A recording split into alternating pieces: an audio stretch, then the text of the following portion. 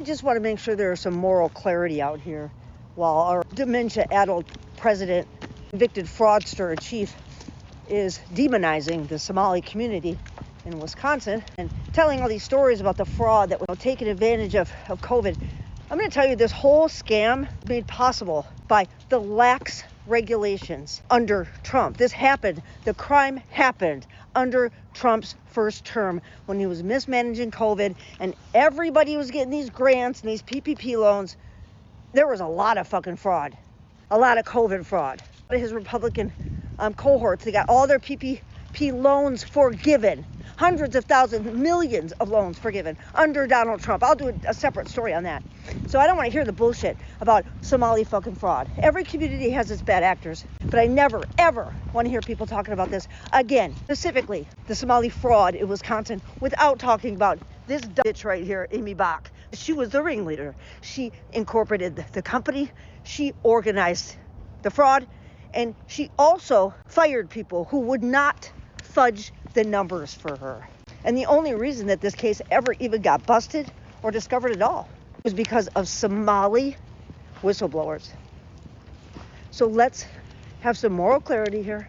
Let's talk about just the facts of the case without, pumping up the propaganda of fear and division and hatred. Really all easy to do, but the whole scam was allowed to happen because of the lax regulations and absolute mismanagement of COVID by Donald Trump.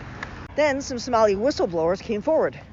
During Biden's presidency, Biden's DOJ prosecuted this case, brought these people to justice, including this bitch right here, Aimee Bott, who was, like I said, the ringleader, the boss. She was the one in charge. She's the one that knew the paperwork. She's the one that knew the system enough to take advantage of it. They were brought to justice under Biden's Justice Department.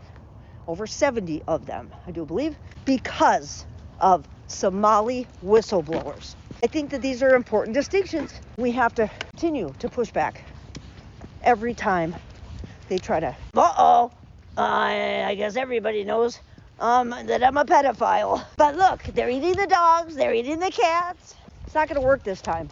Dear daddy, duty dementia pants, we know who you are. We know this is your thing. We know when things are bad for you, you have to shift blame and put shit on other people. This is your whole MO.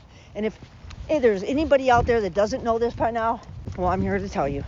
This is exactly what he does. So bring some moral clarity to the story. You want to talk about Somali fraud? Fine, talk about it. Talk about the ringleader of said fraud. This bitch right here, Aimee Bott.